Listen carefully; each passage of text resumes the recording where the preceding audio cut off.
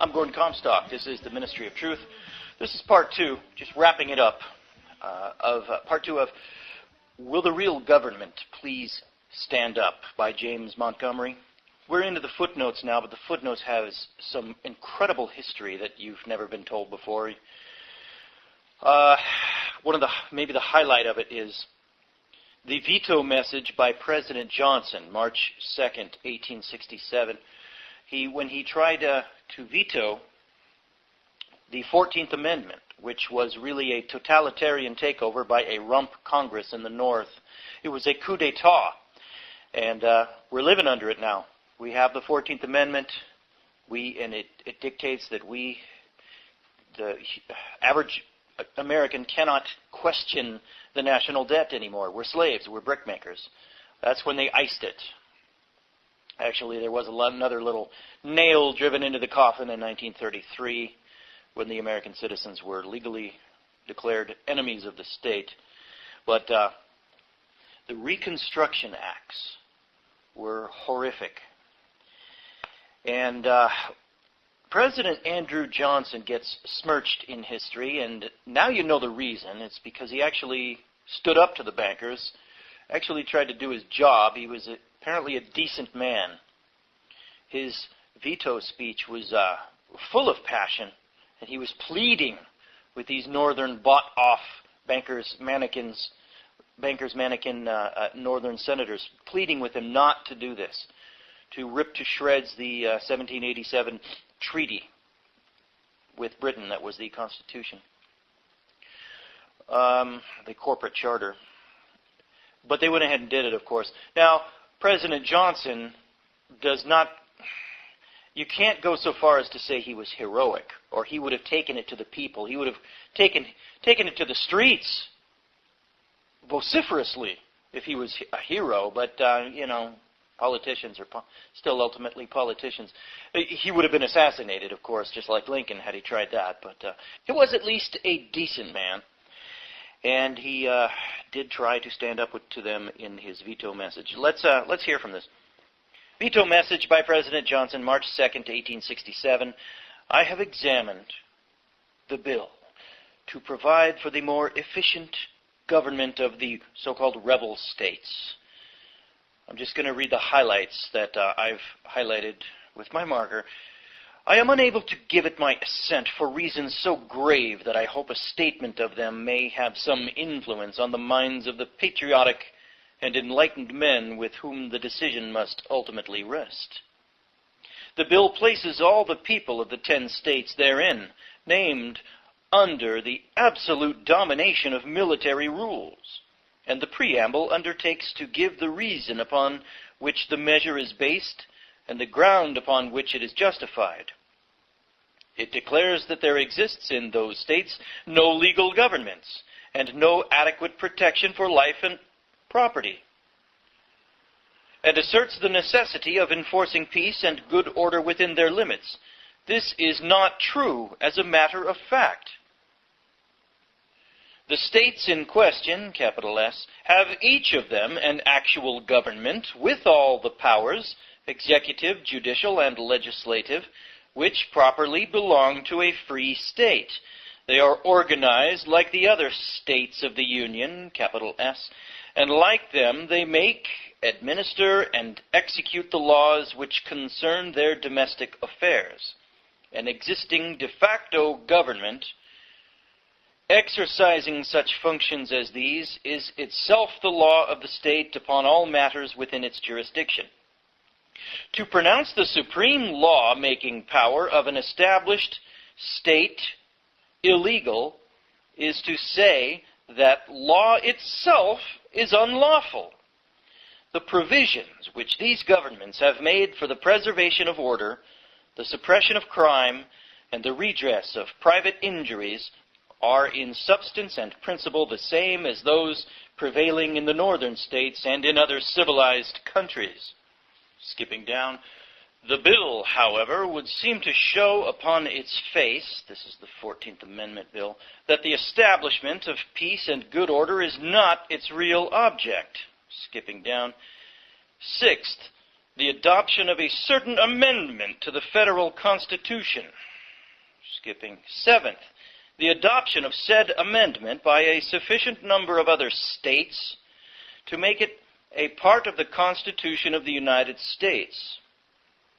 All these conditions must be fulfilled before the people of any of these states can be relieved from the bondage of military domination. Skipping. The excuse given for the bill in the preamble, skipping, but solely as a means of coercing the people into the adoption of principles and measures to which it is known that they are opposed, and upon which they have an undeniable right to exercise their own judgment. I submit to Congress whether this measure is not, in its whole character, scope, and object, without precedent and without authority, in palpable conflict with the plainest provisions of liberty and humanity, for which our ancestors on both sides of the Atlantic have shed so much blood and expended so much treasure. The 10 states named in the bill are divided into 5 districts. For each district, an officer of the army, not below the rank of a brigadier general, is to be appointed to rule over the people, and he is to be supported with an efficient military force to enable him to perform his duties and enforce his authority. Those duties and that authority, as defined by the 3rd section of the bill, are to protect all persons in their rights of person or property, to suppress insurrection, disorder, and violence, and to punish or cause to be punished all disturbers of the public peace or criminals. The power thus given to commanding officer over all the people of each district is that of an absolute monarch. His mere will is to take the place of all law. It is plain that the authority here given to the military officer amounts to absolute despotism. But to make it still more unendurable, the bill provides that it may be delegated to as many subordinates as he chooses to appoint. For it declares that he shall punish or cause to be punished. Such a power has not been wielded by any monarch in England for more than 500 years. In all that time, no people who speak the English language have borne such servitude. It reduces the whole population of the 10 states, all persons of every color, sex, and condition, and every stranger within their limits, to the most abject and degrading slavery. No master ever had a control so absolute over the slaves as this bill gives to the military officers, over both white and colored persons. So much for the so-called Civil War being fought over slavery, huh? Skipping down. Have we the power to establish and carry into execution a measure like this? I answer, certainly not. Skipping down. Some persons assume that the success of our arms in crushing the opposition, which was made in some of the states, reduced those states and all their people, the innocent as well as the guilty, to the condition of vassalage. Skipping. No fallacy can be more transparent than this. Our victories subjected the insurgents to legal obedience, not to the yoke of an arbitrary despotism. When an absolute sovereign reduces his rebellious subjects, he may deal with them according to his pleasure, because he had that power before. But when a limited monarch puts down an insurrection, he must still govern according to law. This is a bill passed by Congress in time of peace. There is not in any one of the states brought under its operation either war or insurrection.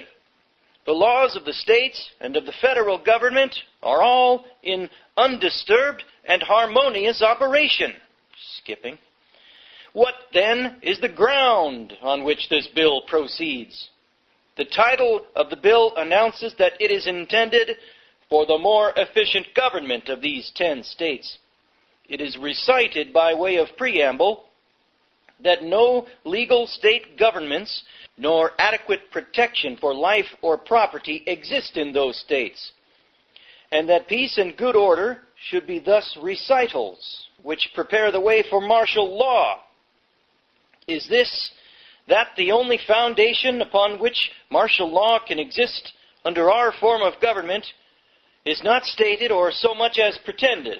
Actual war, foreign invasion, domestic insurrection, none of these appear, and none of these in fact exist. It is not even recited that any sort of war or insurrection is threatened. Skipping. A recent decision of the Supreme Court of the United States, skipping, the opinion of the majority of the court, martial law cannot arise from a threatened invasion. The necessity must be actual and present, the invasion real, such as effectually closes the courts and deposes the civil administration. We see that martial law come in only when actual war closes the courts and deposes the civil authority. But this bill, in time of peace, makes martial law operate as though we were in actual war, and becomes the cause instead of the consequences of the abrogation of civil authority. One more quotation. It follows from what has been said on this subject that there are occasions when martial law can be properly applied. If in foreign invasion or civil war the courts are actually closed and it is impossible to administer criminal justice according to law, then on the theater of active military operations, where war really prevails, there is a necessity to furnish a substitute for the civil authority thus overthrown, to preserve the safety of the army and society. And as no power is left by the military, it is allowed to govern by martial rule until the laws can have their free course. My gosh, both the executive and the judiciary apparently tried to stop this rump Congress. Apparently they didn't try hard enough, though, you know. I now, continuing with Andrew Johnson's words, I now quote from the opinion of the minority of the court, delivered by Chief Justice Chase. We by no means assert that Congress can establish and apply the laws of war where no war has been declared or exists. Where peace exists, the laws of peace must prevail. Skipping. Peace exists in all the territory to which this bill applies. It asserts a power in Congress in time of peace to set aside the laws of peace and substitute the laws of war. The minority, concurring with the majority, declares that Congress does not possess that power. Skipping forward. This bill authorizes an arrest without warrant at pleasure of a military commander. This bill holds every person, not a soldier, answerable for all crimes and all charges without any presentiment.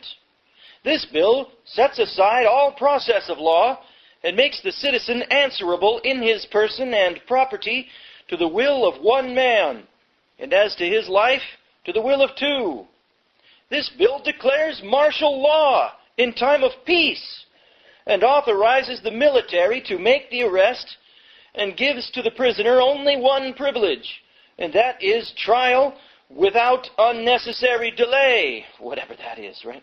He has no hope of release from custody, except the hope, such as it is, of release by acquittal before a military commission.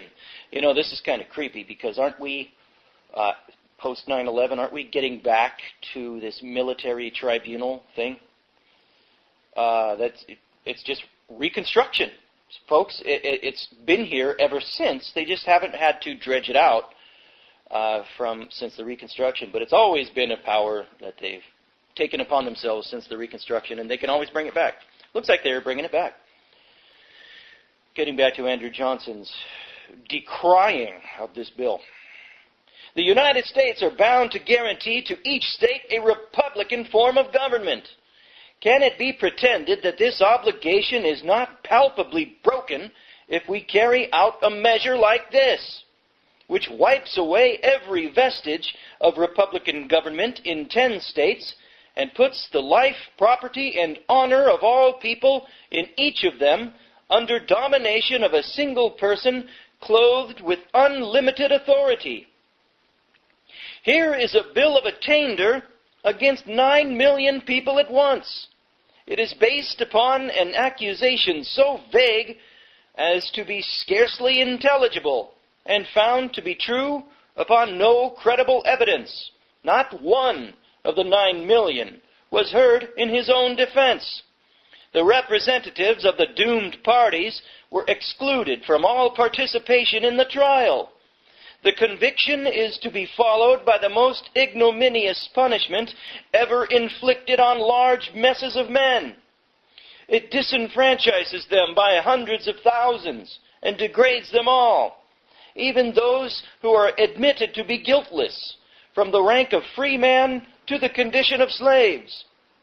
The purpose and object of the bill, the general intent which pervades it from beginning to end, is to change the entire structure and character of the state governments and to compel them by force to the adoption of organic laws and regulations which they are unwilling to accept if left to themselves. The Negroes have not asked for the privilege of voting. The vast majority of them have no idea what it means. This bill not only thrusts it into their hands, but compels them, as well as the whites, to use it in a particular way. Skipping. Neither blacks nor whites can be relieved from the slavery which the bill imposes upon them. Skipping. The federal government has no jurisdiction, authority, or power to regulate such subjects for any state. Skipping forward. That the measure proposed by this bill does violate the Constitution in the particulars mentioned, and in many other ways which I forbear to enumerate, is too clear to admit the least doubt. It only remains to consider whether the injunctions of that instrument ought to be obeyed or not. Skipping forward. Shall we now acknowledge that we sacrificed 1 million lives and expended billions of treasure to enforce a constitution which is not worthy of respect and preservation? Boy, that was well said. It is a part of our public history which can never be forgotten that both houses of Congress in July 1861 declared in the form of a sole man resolution that the war was and should be carried on for no purpose of subjugation, but solely to enforce the constitutional rights of the states and of individuals unimpaired. This resolution was adopted and sent forth to the world unanimously by the Senate, and with only 2 dissenting voices in the House. It was accepted by the friends of the Union in the South as well as in the North, as expressing honestly and truly the object of the war. So in other words, the Northern senators flat out lied about their object in pursuing the so-called Civil War. It was all about conquest for them, for the bankers, of course, their bosses. But here in 1861, they declared that it was not about that. So they perjured themselves. That, well, they weren't under oath. Well, were they? I don't know. Anyway, they lied. On the faith of it, many thousands of persons in both sections gave their lives and their fortunes to the cause. To repudiate it now by refusing to the states and to the individuals within them the rights which the Constitution and laws of the Union would secure to them, and the rights Montgomery has in quotes here, is a breach of our plighted honor for which I can imagine no excuse, and to which I cannot voluntarily become a party. Skipping forward. Among the most sacred guarantees of that instrument are those which declare that each state shall have at least 1 representative, and that no state, without its consent, shall be deprived of its equal suffrage in the Senate. Skipping forward. not only hurting the life of the present generation, but for ages to come. Skipping. The destiny of themselves and their children. At present, 10 states are denied representation.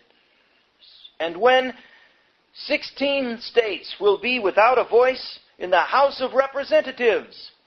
Skipping. This grave fact, a course of legislation which fails to consider the rights it transgresses, the law which it violates, or the institutions which it imperils. Wow. Andrew Johnson was on fire in this speech.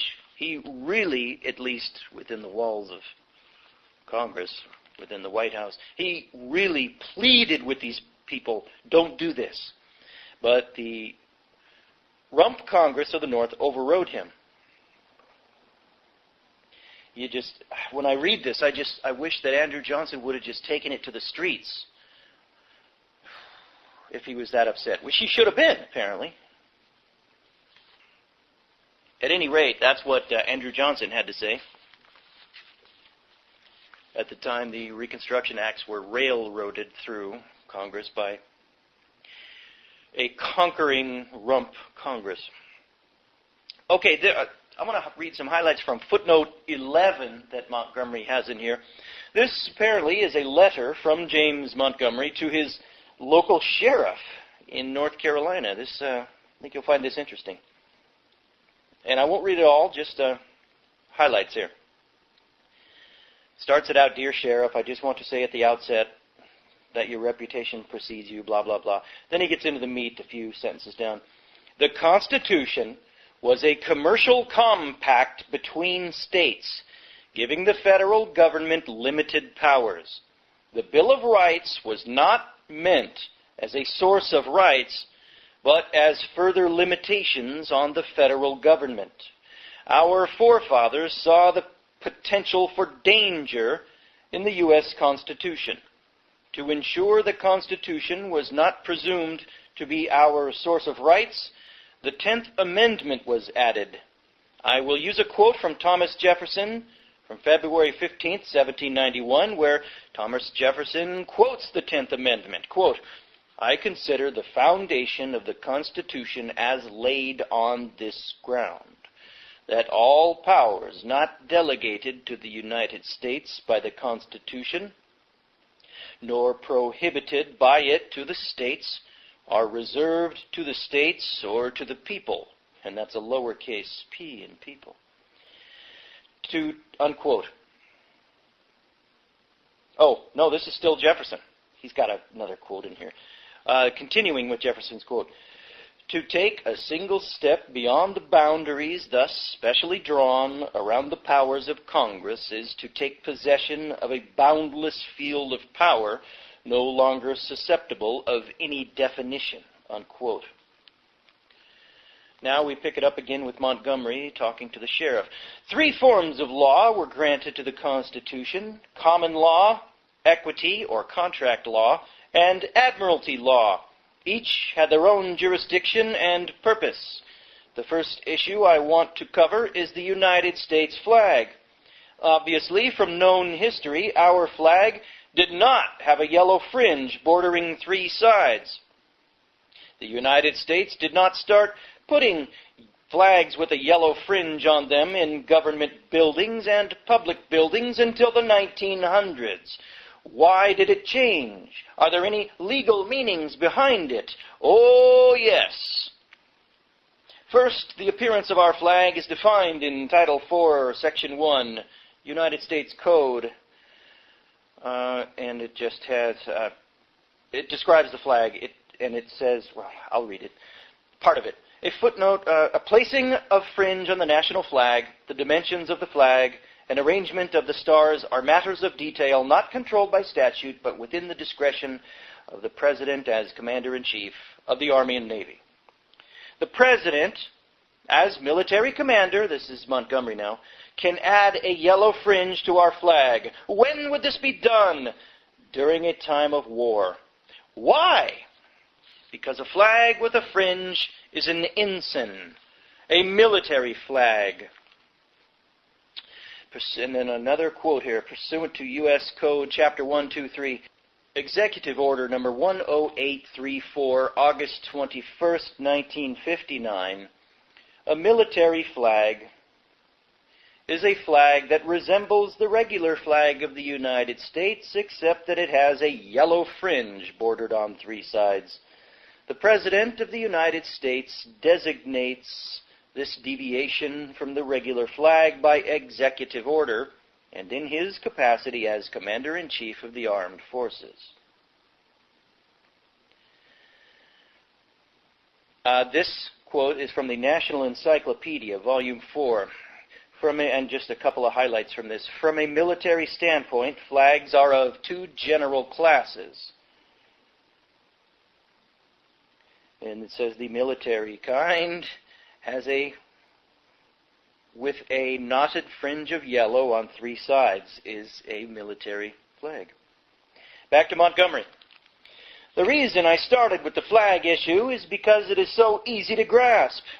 The main problem I have with the yellow fringe is that by its use, our constitutional republic is no more. Our system of law was changed without the public's knowledge. It was kept secret. This is fraud.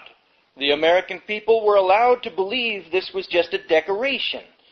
Because the law changed from common law or God's law to admiralty law or king's law, your status also changed from sovereign to subject, from being able to own property, allodial title, to not owning property, tenant of the land. If you think you own your property, stop paying taxes. It will be taken under the prize law. This is a quote from Senate document number 43. The ultimate ownership of all property is in the state. Individual so-called ownership is only by virtue of government, i.e. law, amounting to a mere user. That's Senate document number 43, written in 1933, when Americans were declared enemies of the state by lovely FDR. Back to Montgomery's words. By our allowing to let these military flags fly, the American people have admitted our defeat and loss of status. Remember, the Constitution recognizes three forms of law. Being governed by the law of the flag is admiralty law, law of the flag. And this comes from Bouvier's Law Dictionary, 1914. Law of the flag at the masthead, is notice to all the world of the extent of such power to bind the owners or freighters by his act. The foreigner who deals with this agent has notice of that law, and if he be bound by it, there is not injustice. His notice is the national flag which is hoisted. Back to Montgomery. Don't be thrown by the fact they are talking about the sea.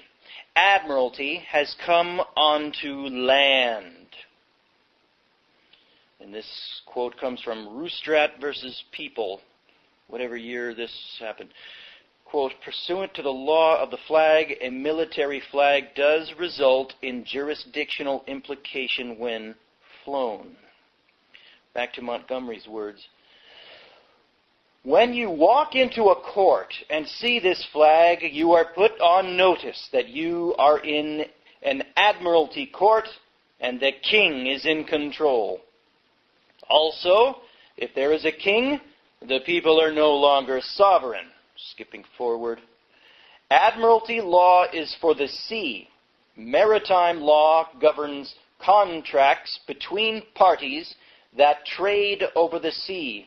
Well, that's what our forefathers intended. However, in 1845, Congress passed an act saying admiralty law could come onto land. The bill may be traced in Congress. 28th Congress, second session, 43. The year 1844, 1845, no opposition to the act is reported. Congress held a committee on this subject in 1850, and they said, quote, "The committee also alluded to the great force of the great constitutional question as to the power of Congress to extend maritime jurisdiction beyond the ground occupied by it at the adoption of the Constitution," unquote. Back to Montgomery. It was up to the Supreme Court to stop Congress at that moment and tell them, no, the Constitution did not give you that power, nor was it intended. But no, the courts began a long train of abuses. Here are some excerpts from a few court cases. Quote, "This power is as extensive upon land as upon water. The Constitution makes no distinction in that respect. And if the Admiralty jurisdiction in matters of contract and tort, which the courts of the United States may lawfully exercise on the high seas, can be extended to the lakes upon the power to regulate commerce, it can, with the same propriety and upon the same construction, be extended to contracts and torts on land when the commerce is between different states, capital S. And it may embrace also the vehicles and persons engaged in carrying it on. It would be in the power of Congress to confer admiralty jurisdiction upon its courts over the cars engaged in transporting passengers or merchandise from one state to another, capital S, and over the persons engaged in conducting them, and deny to the parties the trial by jury. Now the judicial power in cases of admiralty and maritime jurisdiction has never been supposed to extend to contracts made on land and to be executed on land. But if the power of regulating commerce can be made the foundation of jurisdiction in its courts, and a new and extended admiralty jurisdiction beyond its heretofore known and admitted limits may be created on water under that authority, the same reason would justify the same exercise of power on land, unquote. That from 1851, from Propeller Genesee Chief et al. Versus Fitzhugh et al. Next court case is from Jackson versus Magnolia in 1852. Quote, "Next to revenue taxes itself, the late extensions of the jurisdiction of the Admiralty are our greatest grievance." Listen up, folks. This is the origin of Admiralty law on land in this country. 1852. "The American courts of Admiralty seem to be forming by degrees into a system that is to overturn our Constitution and to deprive us of our best inheritance, the laws of the land. It would be thought in England a dangerous innovation if the trial of any matter on land was given to the Admiralty," unquote. Jackson versus Magnolia, 1852. Back to Montgomery. "This began the most dangerous precedent of all the insular cases. This is where Congress took a boundless field of power. When legislating for the states, they are bound by the Constitution. When legislating for their insular possessions, they are not restricted in any way by the Constitution." The following is from the Harvard Law Review, Our New Possessions. Congress apparently created... these courts, then, are not constitutional courts. They are legislative courts, created in virtue of that clause which enables Congress to make all needful rules and regulations respecting the territory belonging to the United States, capital S. There you see, Congress created its own court system outside the Constitution, according to the Harvard Law Review. Here are some court cases that make it even clearer, this crooked dual court system when it was established. This is from 1945, a court case, Hooven and Allison and Company versus Evatt. Quote, In exercising this power, Congress is not subject to the same constitutional limitations as when it is legislating for the United States. And it cites insular possessions. Skipping. Oh no, this is a different court case now. This is 1901, Downs versus Bidwell. Quote, "We have in this country substantially or practically two national governments, one to be maintained under the Constitution with all its restrictions, the other to be maintained by Congress outside and independently of that instrument by exercising such powers as other nations of the earth are accustomed to exercise. If the principle thus announced should ever receive the sanction of a majority of this court, a radical and mischievous change in our system of government will be the result. We will, in that event, pass from the era of constitutional liberty, guarded and protected by a written constitution, into an era of legislative absolutism." There you go. "It will be an evil day for the American liberty if the theory of a government outside of the supreme law of the land finds lodgment in our constitutional jurisprudence." Unquote. Downs versus Bidwell, 1901. Back to the words of James Montgomery. "These actions allowed admiralty law to come onto land." Remember the definition of the law of the flag. "When you receive benefits or enter into contracts with the king, you come under his law, which is admiralty law." Now we're getting into the adhesion contracts, which bind us all, just about all of us now, and render us slavish brickmakers for Pharaoh.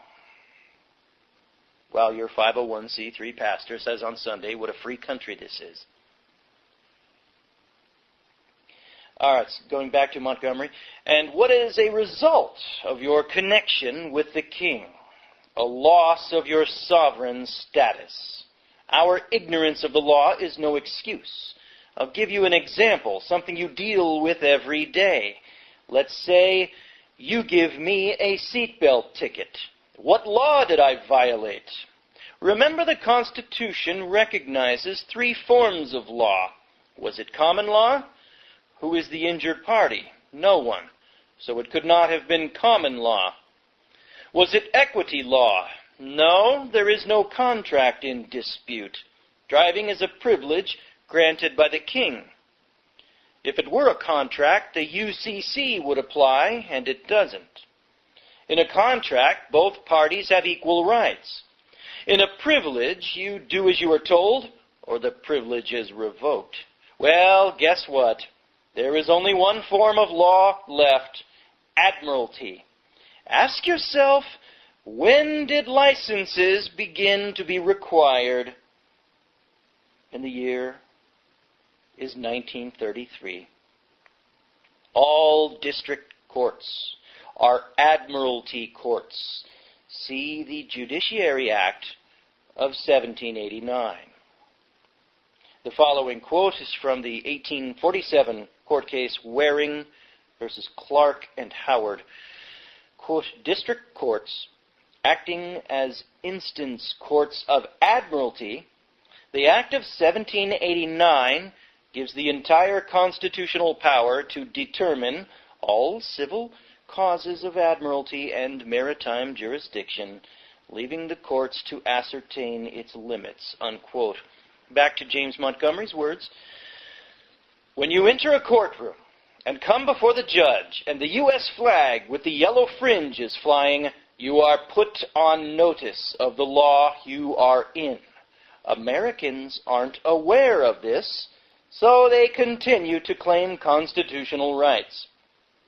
In the admiralty setting, the Constitution does not apply, and the judge, if pushed, will inform you of this by placing you under contempt for continuing to bring it up. If the judge is pressed, his name for this hidden law is statutory law. Where are the rules and regulations for statutory law kept? They don't exist. If statutory law existed, there would be rules and regulations governing its procedures and court rules. They do not exist. The way you know this is admiralty is from the yellow-fringed flag and from the actions of the law, i.e., compelled performance, which is admiralty. The judges can still move at common law for cases like murder, etc., and equity for contract disputes, etc. It's all up to the type of case brought before the court. The court and rules of all three jurisdictions have been blended. Under admiralty, you are compelled to perform under the agreement you made by asking and receiving the king's government, i.e. license. You receive the benefit of driving on federal roads, which are military roads. So you have voluntarily obligated yourself to this system of law, and this is why you are compelled to obey. If you don't, it will cost you money or jail time or both. The type of offense determines the jurisdiction you come under. But the court itself is an admiralty court defined by the flag. Driving without a seatbelt, under Chapter 20 DMV Code, carries a criminal penalty for a non-common law offense. Again, where is the injured party or parties? There is none. This is admiralty law, the roads being military. Skipping forward, a military road through the territories of the United States. Skipping forward, the government, ever since its origin, has been in the constant practice of constructing military roads. That is actually a quote from President James Buchanan, 1857, in his inaugural address. Back to James Montgomery. The Social Security Act, the nexus agreement you have with the king. You were told the Social Security number was for retirement, and you had to have it to work. Sounds like a license to me, and it is. It is a license granted by the President to work in this country under the Trading with the Enemy Act, as amended on March 9th, 1933. What does FICA stand for? Federal Insurance Contribution Act. What does contribution mean at law? Not the Webster's Dictionary. This is where they were able to get you to admit that you were jointly responsible for the national debt, and you declared that you were a 14th Amendment citizen. Skipping forward, read the following definition to learn what it means to have a Social Security number and pay a contribution. Definition of a contribution from Black's Law Dictionary, 6th edition. Contribution, quote, the right of one who has discharged a common liability to recover of another also liable.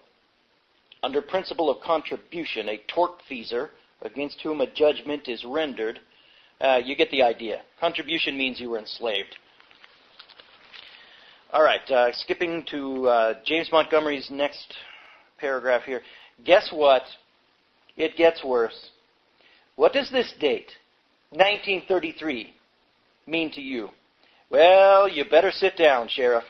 First, remember World War I? In 1917, President Wilson declared the War Powers Act of October 6, 1917. The War Powers Act basically stating that he was stopping all trade with the enemy except for those he granted a license for, excluding Americans. Read the following from this Trading with the Enemy Act, where he defines enemy. In the War Powers Act of 1917, Chapter 106, Section 2C, it says that these declared war powers did not affect citizens of the United States. Here, wow, Woodrow Wilson will admit in legalese that the U.S. is at war with its own citizenry, is the note I made. Let me see. Skipping, this is Woodrow Wilson's quote. Subjects of any nation with which the United States is at war, other than citizens of the United States. Did he just declare that the U.S. citizens are subjects? He declared that. And he declared that the United States, meaning the corporation, is at war with citizens of the United States. That is legalese par excellence, is it not? Oh boy, getting back to Montgomery. Now, this leads up to 1933. Our country was recovering from a depression and now was declared bankrupt. And skipping down, before 1933, all contracts with the government were payable in gold. Skipping.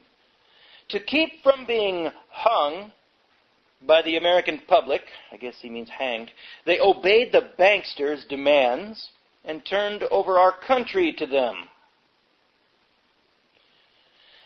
They never came out and said we were, talking about the politicians, I guess, they never came out and said we were in bankruptcy, but the fact remains we were and are. In 1933, the gold of the whole country had to be turned in to the banksters, and all government contracts in gold were canceled. This is bankruptcy. And then here we have a quote from Congressman Farrakhan from 1993. Mr. Speaker, we are here now in Chapter 11. Members of Congress are official trustees presiding over the greatest reorganization of any bankrupt entity in world history, the U.S. government. And Congressman Farrakhan was thrown in jail shortly subsequent to saying that on the House floor in 1993. Forward, Montgomery now. The wealth of the nation, including our land, was turned over to the banksters. In return, the nation's $100 billion debt was forgiven. The Congress of 1933 sold every American into slavery to protect their own asses. Skipping forward. What did Roosevelt do? He sealed our fate and our children's fate. But worst of all, he declared war on the American people. Remember the War Powers Act, the Trading with the Enemy Act, during Wilson's regime. He declared emergency powers, FDR declared emergency powers with his authority being the War Powers Act, the Trading with the Enemies Act. The problem is, he redefined who the enemy was. Read the following. Yeah, and remember what he said about the Social Security number being a license to work, quote, the declared national emergency of March 9th, 1933 amended the War Powers Act to include the American people as enemies. Section 2, Subdivision B, it's all here if you want to read this for yourself. But I'm just reading the content. I'm not going to read the numbers and the pages. Quote, emergency declared by the President may, through any agency that he may designate or otherwise, investigate, regulate, or prohibit under such rules and regulations as he may prescribe, by means of licenses or otherwise, any transactions in foreign exchange, transfers of credit between, or payments by banking institutions as defined by the President, and export, hoarding, melting, or earmarking of gold or silver coin or bullion or currency, now get this, by any person within the United States or any place subject to the jurisdiction thereof. He just declared war on Americans. Here is the legal phrase, subject to the jurisdiction thereof. At law, this refers to an alien enemy and also applies to 14th Amendment citizens. And he gives this Valentine's Law Dictionary. He confirms that. Skipping forward. The following. are excerpts from the Senate Report, 93rd Congress, November 19th, 1973, Special Committee on the Termination of the National Emergency, United States Senate. This is from 73. They are going to terminate all emergency powers, but they found out they did not have the power to do this, so guess which one stayed in? The Emergency Act of 1933, the Trading with the Enemy Act, October 6, 1917, as amended in 1933. This is from the Senate Report, 93rd Congress, November 19, 1973. Quote, since March 9, 1933, the United States has been in a state of declared national emergency. Under the powers delegated by these statutes, the President may seize property, organize and control the means of production, seize commodities, assign military forces abroad, institute martial law. They can do that whenever, folks. It's all lawful for them, legal for them now. Seize and control all transportation and communication, regulate the operation of private enterprise, restrict travel, and in a plethora of particular ways, control the lives of all American citizens. A majority of the people of the United States have lived all their lives under emergency rule. For 40 years, freedoms and governmental procedures guaranteed by the Constitution have, in varying degrees, been abridged by laws brought into force by states of national emergency from at least the Civil War. In important ways, shaped the present phenomenon of a permanent state of national emergency. And Montgomery just cites various law dictionaries showing how alien enemy is one who owes allegiance to the adverse belligerent. So citizens, American citizens, you are alien enemies. You are adverse belligerents. Skipping to Montgomery's next footnote, footnote 12, some highlights. This is interesting. This is from the court case Diet versus Turner. Doesn't say the year, but it gets into a little more specifics about the senator from New Jersey who originally voted in favor of the 14th Amendment, but then rescinded his vote when he saw what they were doing criminally against the southern states. He said, I want no part of this. And so they threw this New Jersey northern senator out. This is good. It tells you his name and some of the details behind it. All of the 22 senators and 58 representatives from the southern states were denied seats. Joint Resolution number 48 proposing the 14th Amendment. A count of noses showed that only 33 senators were favorable to the measure. And 33 was a far cry from 2/3 of 72 and lacked one of being 2/3 of the 50 seated senators. While it requires only a majority of votes to refuse a seat to a senator, it requires a 2/3 majority to unseat a member once he is seated. See Article 1, Section 5, Constitution. One John P. Stockton was seated on December 5th, 1865, as one of the senators from New Jersey. He was outspoken in his opposition to Joint Resolution number 48, proposing the 14th Amendment. The leadership in the Senate, not having control of 2/3 of the seated senators, voted to refuse to seat Mr. Stockton upon the ground that he had received only a plurality and not a majority of the votes of the New Jersey legislature.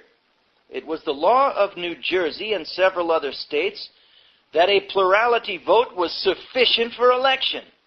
Besides, the senator had already been seated.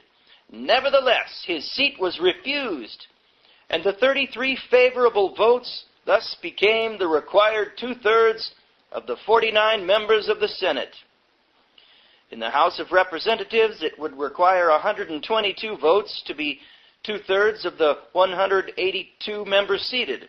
Only 120 voted for the proposed amendment, but because there were 30 abstentions, It was declared to have been passed by a 2/3 vote of the House. They called the abstentions yes votes.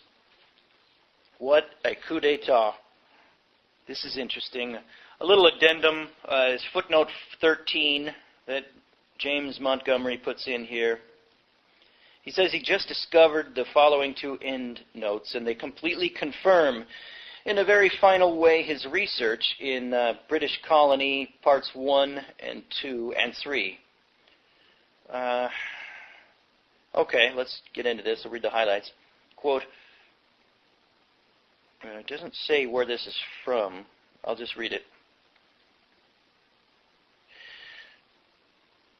The two main issues, as I see them, in British Colony are... This is Montgomery's writing. I don't know why he put quotes in them. Anyway, the two main issues, as I see them, in British Colony are, 1, the financial obligations of the 1213 Charter are still in effect. 1213. Along with the charters establishing America. 2, the last sentence of the 1689 Bill of Rights prove the following. That the charters of the colonies could never be overturned by a declaration of independence. You hear that, constitutionalists? The charters of the colonies could never be overturned by a declaration of independence or the 1787 treaty called the Constitution. I'm talking about the real subject matter, which is financial obligation. We got that saying we always throw around, follow the money, it's all about the money. But we don't put that to use and remember that statement when we're talking about our own government and our own origins. It's all about the money. You can't get away from that. Follow the money. They're not going to let us declare independence and let us off from financial obligation. Think about it for a second. Britain had the biggest navy at the time. They could have blockaded the colonies and starved them out at any moment. Washington won a battle at Yorktown. They did not win the war. And it probably was a Masonic deal. Again, some of those battles were fought by the British with one hand behind their back. There's Cornwallis. He led it. He fought it very perfunctorily. He threw balls and had dances with posh ladies in the colonies instead of pursuing the battles. Come on.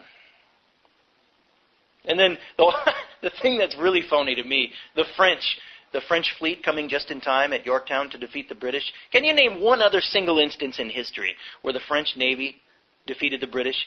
Never happened. Never happened. And you're telling me you believe, though, that one instance? Come on.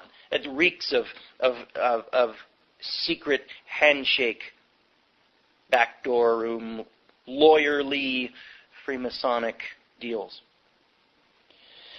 Okay, back to Montgomery. Title for the land was transferred to the states and then ceded by charter to the federal government under cestui que trust. But the contracted debt and obligation of the colonial charters and the 1213 Charter could not be negated.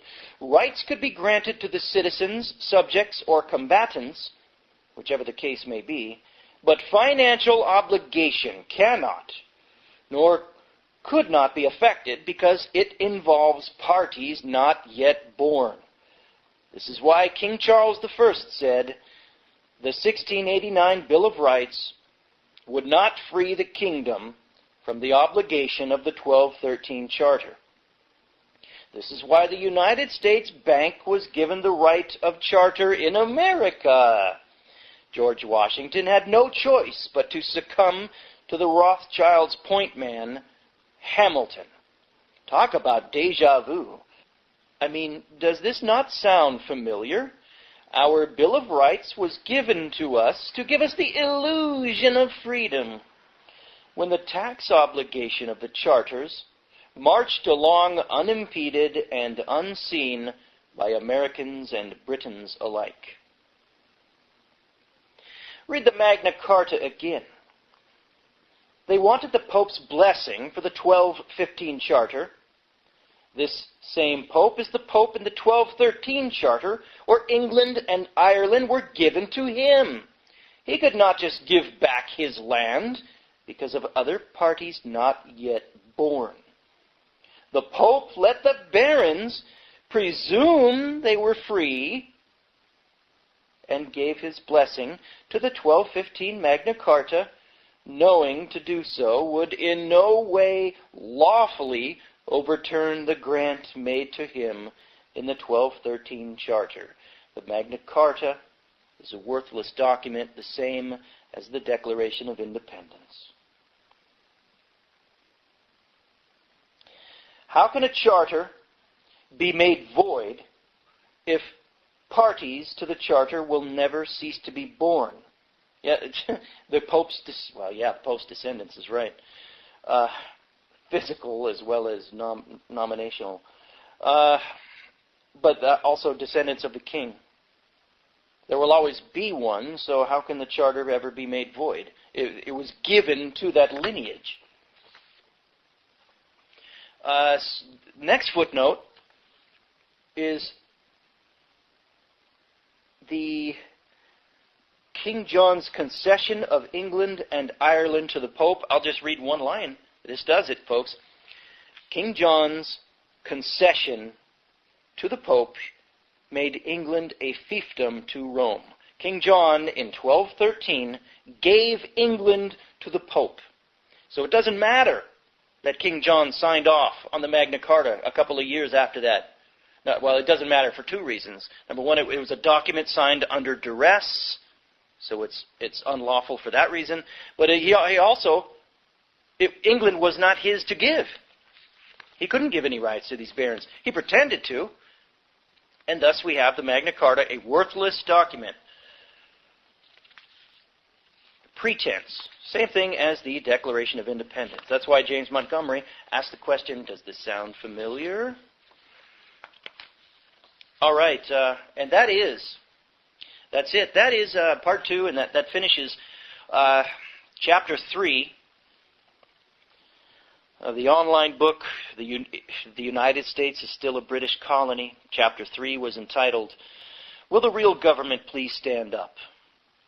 There are links to each chapter, on my site from where you got this podcast. This book, the research was done by James Montgomery. I'm Gordon Comstock.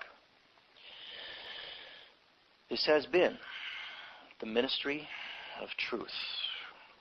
President Andrew Johnson gets smirched in history, and now you know the reason. It's because he actually stood up to the bankers, actually tried to do his job. He was apparently a decent man.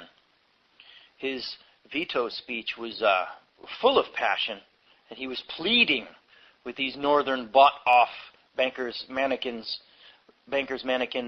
northern senators, pleading with him not to do this, to rip to shreds the 1787 treaty with Britain that was the Constitution, the corporate charter.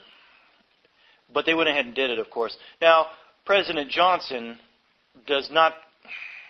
You can't go so far as to say he was heroic, or he would have taken it to the people. He would have taken it to the streets vociferously if he was a hero, but, politicians are still ultimately politicians. He would have been assassinated, of course, just like Lincoln had he tried that, but he was at least a decent man, and he did try to stand up to them in his veto message. Let's hear from this. Veto message by President Johnson, March 2nd, 1867. I'm Gordon Comstock. This is the Ministry of Truth.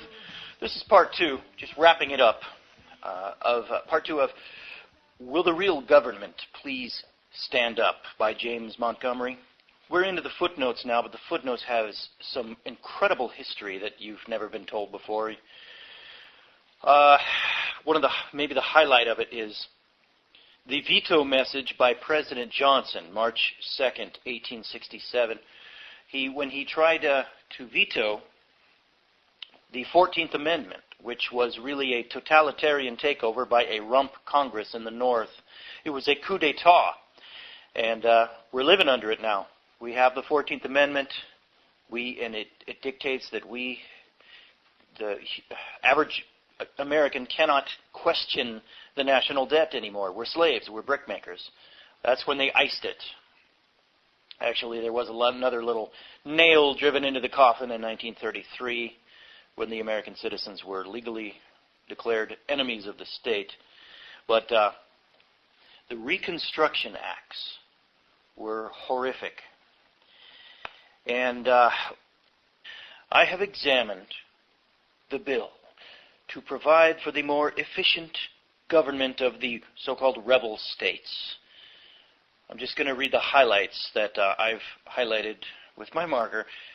I am unable to give it my assent for reasons so grave that I hope a statement of them may have some influence on the minds of the patriotic and enlightened men with whom the decision must ultimately rest. The bill places all the people of the 10 states therein, named under the absolute domination of military rules, and the preamble undertakes to give the reason upon which the measure is based and the ground upon which it is justified. It declares that there exists in those states no legal governments and no adequate protection for life and property, and asserts the necessity of enforcing peace and good order within their limits. This is not true as a matter of fact. The states in question, capital S, have each of them an actual government with all the powers, executive, judicial, and legislative, which... Skipping. 7th, the adoption of said amendment by a sufficient number of other states to make it a part of the Constitution of the United States. All these conditions must be fulfilled before the people of any of these states can be relieved from the bondage of military domination. Skipping. The excuse given for the bill in the preamble, skipping, but solely as a means of coercing the people into the adoption of principles and measures to which it is known that they are opposed, and upon which they have an undeniable right to exercise their own judgment. I submit to Congress whether this measure is not, in its whole character, scope, and object, without precedent and without authority, in palpable conflict with the plainest provisions of liberty and humanity, for which our ancestors on both sides of the Atlantic have shed so much blood and expended so much treasure. The 10 states named in the bill are divided into 5 districts. For each district and properly belong to a free state. They are organized like the other states of the Union, capital S, and like them they make, administer, and execute the laws which concern their domestic affairs. An existing de facto government exercising such functions as these is itself the law of the state upon all matters within its jurisdiction. To pronounce the supreme law-making power of an established state illegal is to say that law itself is unlawful. The provisions which these governments have made for the preservation of order, the suppression of crime, and the redress of private injuries are in substance and principle the same as those prevailing in the northern states and in other civilized countries. Skipping down, the bill, however, would seem to show upon its face, this is the 14th Amendment bill, that the establishment of peace and good order is not its real object. Skipping down, 6th, the adoption of a certain amendment to the federal Constitution